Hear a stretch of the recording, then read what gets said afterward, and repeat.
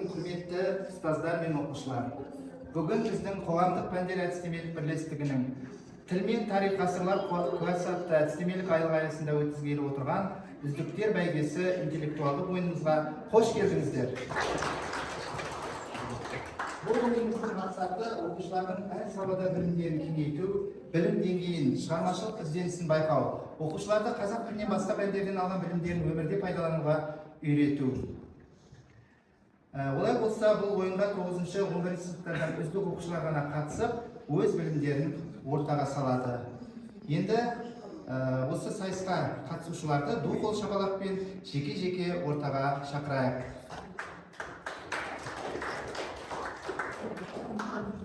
Бірінші қатысушы Дарьябаева Нұрсамал, 9-шы А сыныбының үздік оқушысы.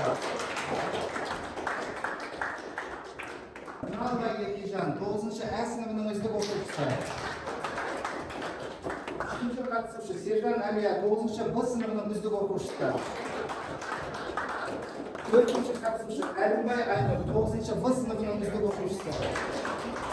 Бесінші қатысушы Досыбай Айнұр, 10-шы А сыныбының. Алтыншы қатысушы Еркебек Жансұлу, 11-ші Б сыныбының үздік оқушысы. Енді осы ойынымыздың бүгінгі асуымен таныстырып өтсем, ойынымыз 5 асудан тұрады. Бірінші асу бәйге, екінші асу полиглот, үшінші асу дода, төртінші асу көкпа және бесінші асу жорға деп аталады. Енді бұл әр асудың қалай болатынын қазір түсіндірем. Оның алдында мен осы асуларда оқушыларымыздың ұпайын есептеп бағалап отыратын сарапшылармен таныстырып өтейін. Жұмағадыр Әйгерім Ұланқызы, қазақ тілі мен әдебиет пәнінің мұғалімі. Қайыс Айзада Берікқызы, мектебіміздің кітапханашысы. Және де бізде жас маман Абдыраш Арман Тәтсалович, қазақ тілі мен әдебиет пәнінің мұғалімі. Жақсы, олай болса, тіл өте маңызды құрал. Тіл болмаса, адам өз ойын жеткізе алмас еді. Өткен тарихымыз, халқымыздың әдет-ғұрыптарымыз, салт дәстүрлерімізді бізге ана тіліміз арқылы жетеді. Қазақ тілі өте бай әрі көркем тілдердің бірі. Әсемпаз болма әлемге, өнерпаз болсаң арқалан. Сен де бір кірпіш дүниеге кетігін тапта, бар қалан деген Абай атамыздың сөзін қайтала келе, біздің ойынымызды бастайық. Бірінші асу бәйге деп аталады. Енді осы бәйгеде оқушылар 20 сұрақ беріледі. Әр ойыншының алдында әуенді тетік тұр. Яғни қай ойыншы тетікті бұрын басса, сол сұраққа жауап береді. Әрбір дұрыс жауап 10 ұпай. Бұл асудан ең көп ұпай жинаған 5 қатысушы қалатын болады. Яғни ең аз жинаған оқушымыз ойыннан шығатын болады. Сарапшылар 10 ұпайдан қойып отырасыз. Алдымыздағы тетікті бірінші басқан оқушылар жауап береді. Бірақта оқушылар білсе қана басайды, білмейтін болса, оның керегі жоқ, басқа оқушының мүмкіндігін алып қоямыз. Солай ғой. Ал бәрімізге сәттілік, бірінші асуды бәйгеге бастайық. Қарап тұрмай бәйгеге еріңіз, шәкірттерге әділ шешім беріңіз. Жүзден жүйрік мыңнан тұлпар шығарар, бәйгелерді көріңіз. Бірінші сұрақ. Дүниедегі ең үлкен арал. Жансұлу? Гренландия. Жарайсың, тамаша. Екінші сұрақ. Қиылыспайтын екі түзу.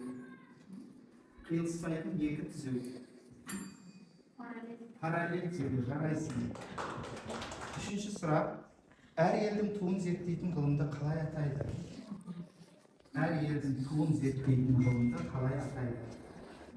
Енді бұл сұрақты білмейтін шығарсыздар, иә? Ой, жарайсың. Енді келесі сұрақты сізге демалыс береміз, ал қалған бес оқушымыз атсалысады деп ойлаймын. Төртінші сұрақ, патша әйел Томирис қай тайпадан шыққан? Сақ тайпасы. Әдемі әйел Сақ тайпасынан шыққан. Бесінші сұрақ, Қазақстанның қай қаланың жанында ядролық полигон орналасқан?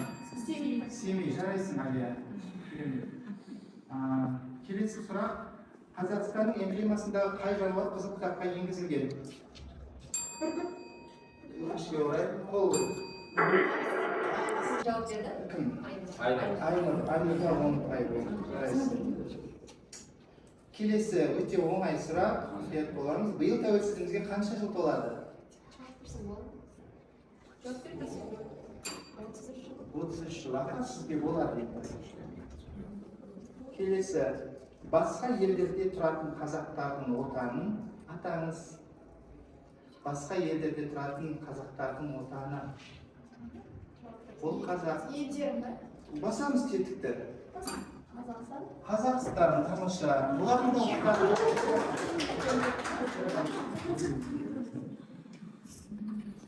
Ақшалай және заттай құрбандық не деп аталады?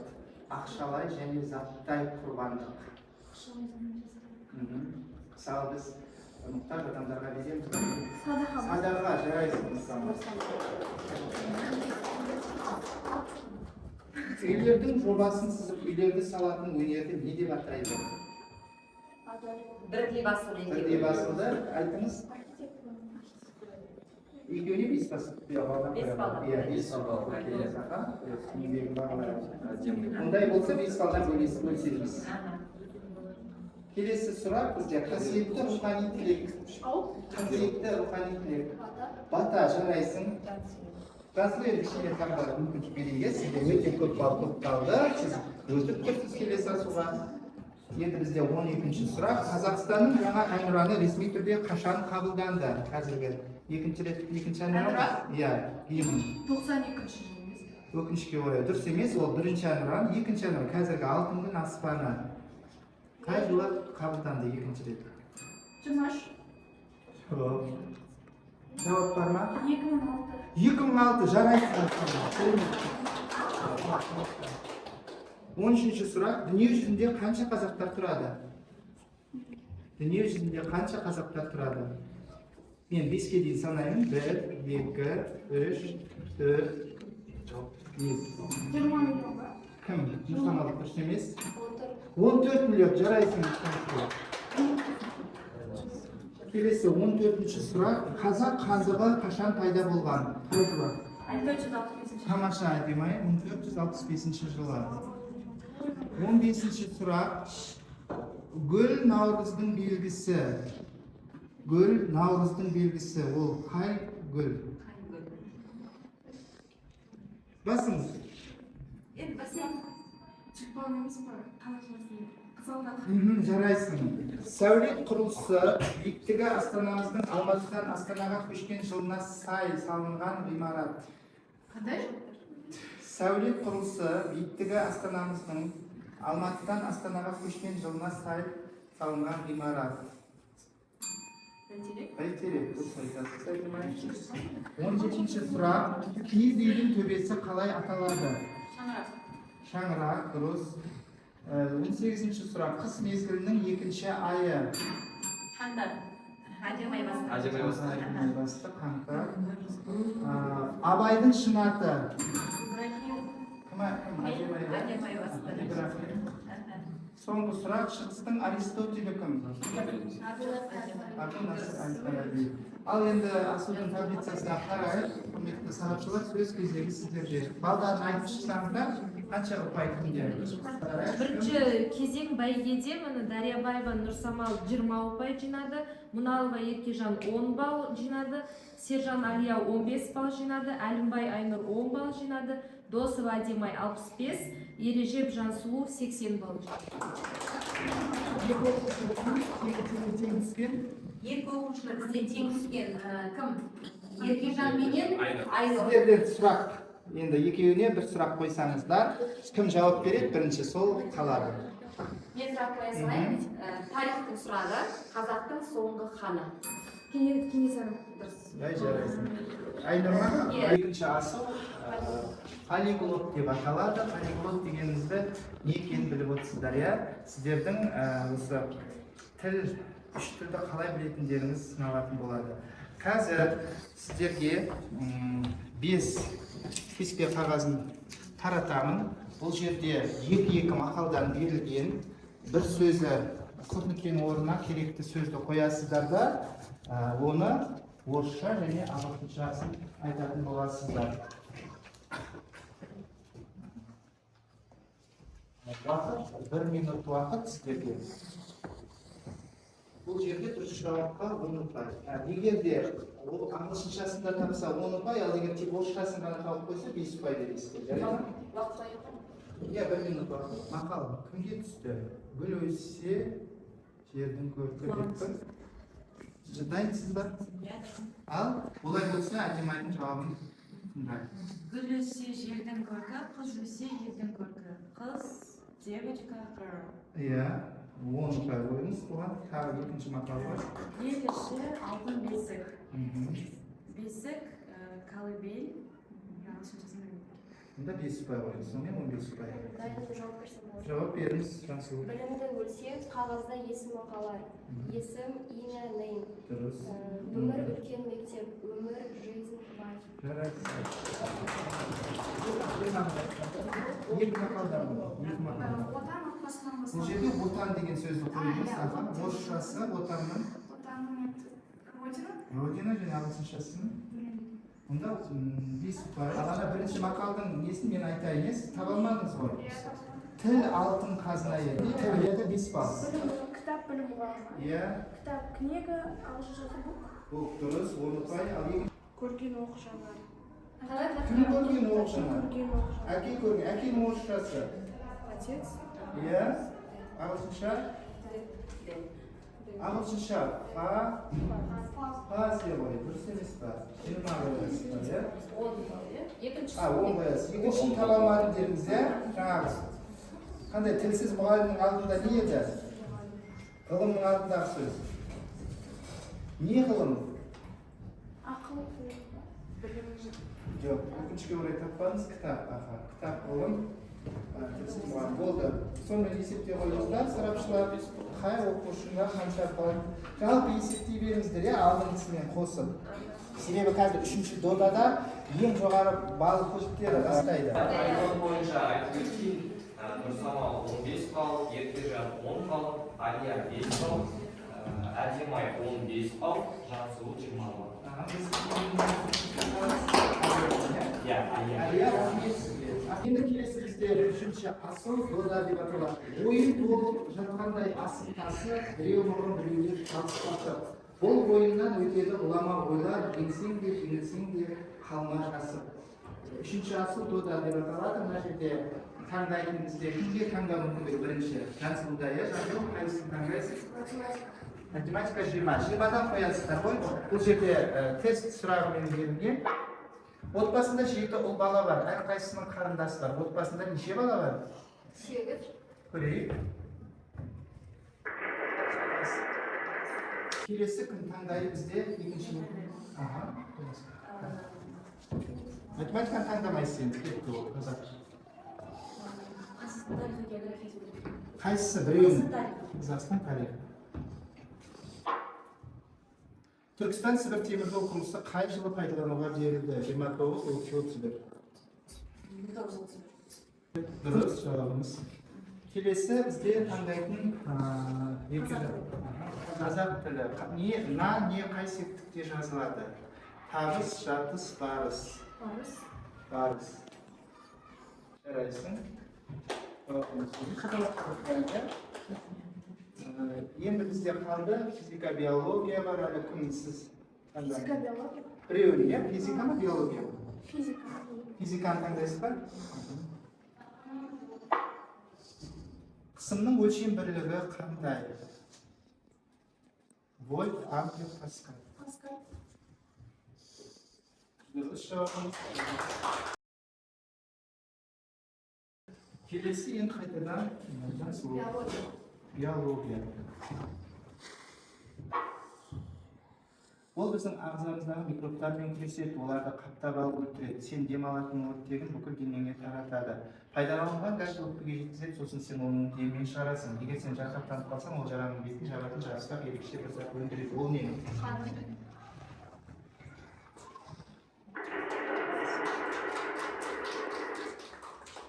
Келесі әдемі. География бағыты діни арнайы сұрақтар бізде. Жер шарындағы ең құрғақ материк. Австралия, Азия, Африка. Африка ма? өкінішке орай дұрыс емес. Келесі бізде арнайы сұрақ біріншісі. 1925 жыл тарих үдерісінде қойылған этнографиялық концертте қазақтың халық әндері ағылшынша орындалды. Орындаушы екінші орындалды. Жетекші сериялар Егор Волков, Дина Нұрпейісова, Әмір Қашабаев, Нұржаса Ендиев. Өкінішке орай дұрыс емес, Әмір Қашабаев болатын.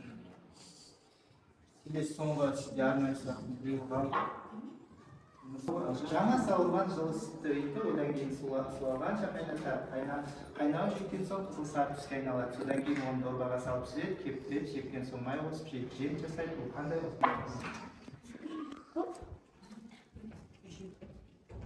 құрт дедіңіз ба? Құрт дедіңіз, иә? Қазір көрейік.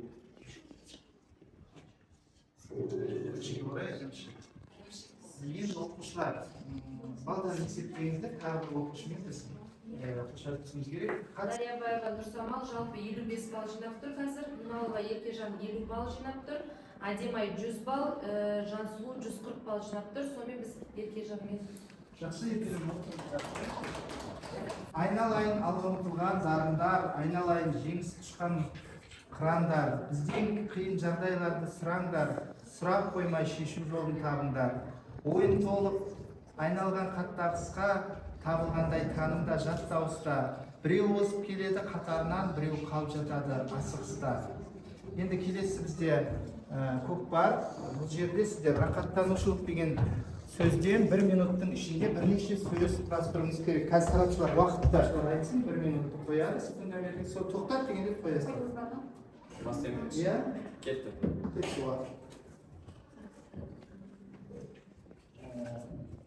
Оған дейін, құрметті қатысушылар, бір минутты тоқтатып қоя беріңіз, жарайды ма? Мен жанкөлдермен сайыс ұйымдастырып берейін.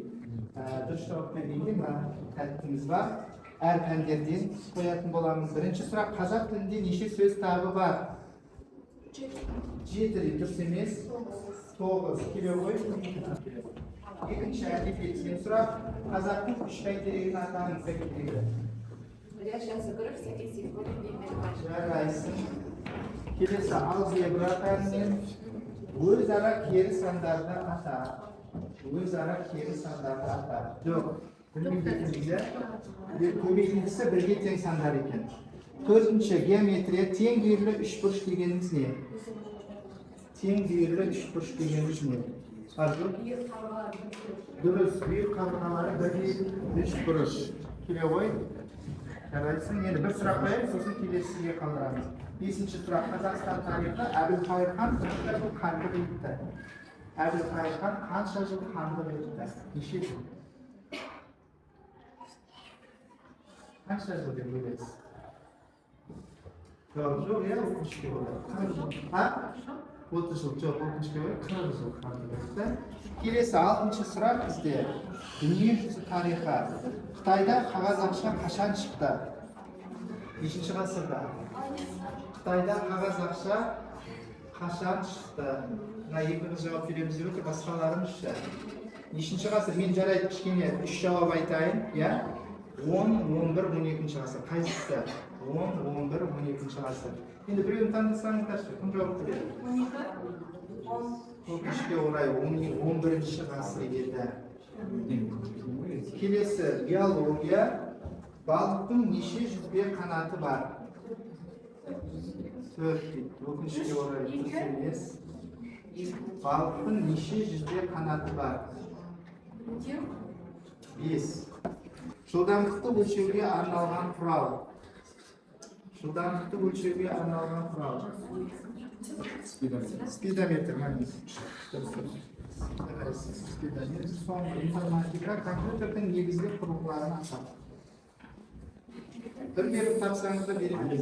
Бірінші монитор, болды сізге тағы біреу береміз. Монитор, тағы біреуі. Пернетақта жарайсыз, келіңіз. Тағы бір екеуін айтсаңыз. Біреу қалып еді. Қандай? Осы айтсаңыз да болады. Жоқ. Блок. Жарайсыз. Жақсы. Құттықтаймыз. Ортақтанушылық сөзіне бірнеше сөз жасаңыз тапсырма болды бұл жерде. Жансұлуда 18 сөз. 18 сөз. Әдемайда 8 сөз, 80 ұпай. Кімде Нұрсамалда 3 сөз, 30 ұпай. Бір сөзіміз жоғағы қабылданбайды. Қайтен. Самал, сізге рахмет. Білімнің ұшқырлығын танып сен, асып тасып, асықпа, қалыспа сен. Уақыт деген зымырап, зулап жатыр, шапшаңдық бұл сайыста керек екен. Жоғары жорғала, шапшаңдыққа таңғалма, ойын деген нарталас, жеңілемін деп ойлама. Біздің 5-ші асуымыз жорға деп аталады. Яғни әр сайыскер 1 минуттың арасында берілген сұрақтарға жауап берсе, әр жауапқа 10 ұпай жинайды. Ең көп сұраққа жауап берген оқушы ойын жеңімпазы атанады. Сіздердің алдыңғы жинаған балдарыңыз есептелмейді. Тек осы 15 сұраққа 1 минуттың ішінде қайсыңыз көп жауап берсеңіздер, сол жеңімпаз боласыздар. Түсінікті ме? Ойынның шарты. 1 минутта қоямыз. Бірінші біз алынып Жансұлудан бастаймыз. 1 минутқа қойып, 1 минутта тоқтатып. Және сіз екеуіңіз неше сұраққа жауап берді? Ал сізге сәттілік, Жансұлу. Бірінші. Ал егер мен сұрақ білмеген жағдайда келесі сұрақ. Келесі дей бер, аха. Қайтадан бастайық па? 1, 2, 3. Қазақтың ұлттық музыкалық аспабы. Домбыра. 3 байт деген не?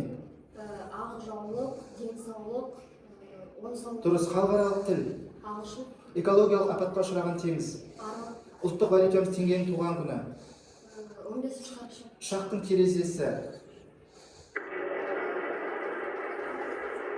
Дұрыс. Италияда Буратиноны қалай атайды? Нокио. Бала дәрігері. Педиатр. Дұрыс. Астана қаласының символы. Бәйтерек. Мұсылмандар діні. Ислам. Жаздан кейін не келеді? Күз. Күрестің бір түрі, өзін өзі қарусыз қорғау дегенді білдіреді. Ол күрестің қай түрі? Самбо. Бір жылда 12 не бар? Айбы. Наурыз көшеден ауыз тию қандай ұғымды білдіреді? Енді тағы да уақыт белгілеңіз арқанаға. 1, 2, 3. Қазақ алфавитінде неше әріп бар? Қыран құсты баулып аңға салатын адам.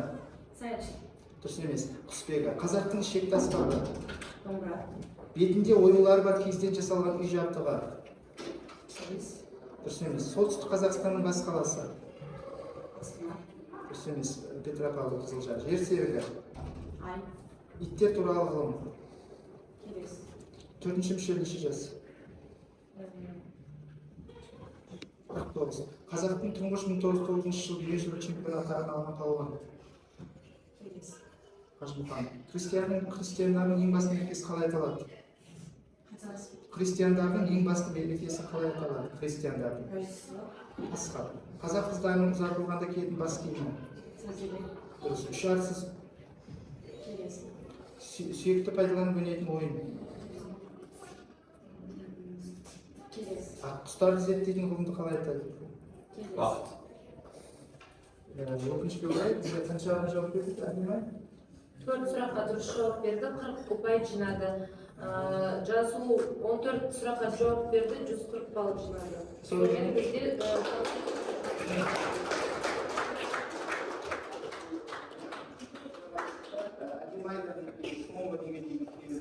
өзі 11-ші сыныптың үздік аттестатқа үміткер 2 қызымыз өздерінің сол бағасын, білімін ақтады деп толықтай айта аламын.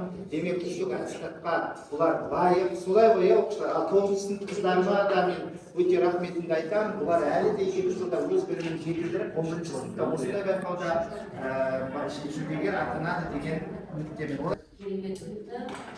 Рахмет сізге. Арнайы білімдеріңді шындай беріңдер балалар. Рахмет.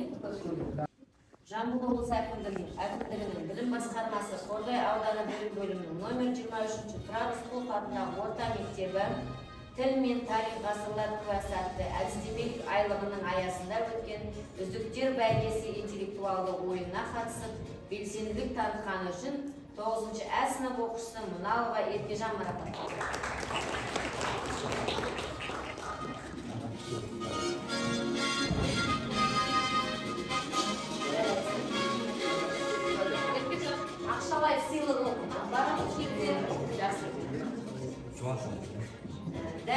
осындай үздіктер бәйгесі интеллектуалды ойынына қатысып, белсенділік танытқаны үшін 9-шы Б сынып оқушысы Әлімбай.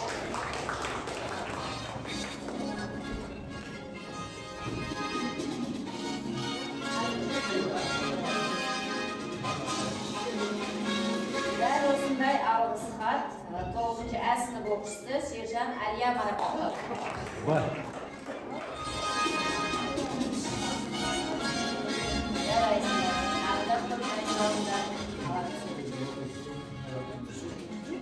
Келесі мадақтама номер 23 Францков атындағы орта мектебі тіл мен тарих асылар куәсі атты әдістемелік айлығының аясында өткен үздіктер бәйгесі интеллектуалды ойынына қатысып, жүлделі 3-ші орын алғаны үшін 9-шы А сынып оқушысы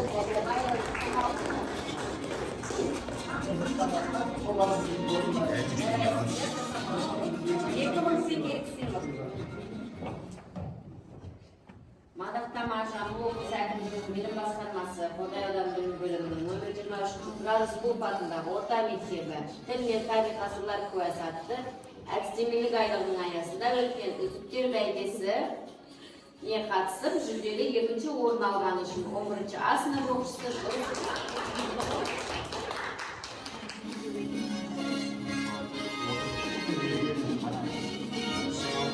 дәл осындай мадақтама 1-ші орын иегері бізде 11-ші Б сынып оқушысы Ережеп Жансұлман.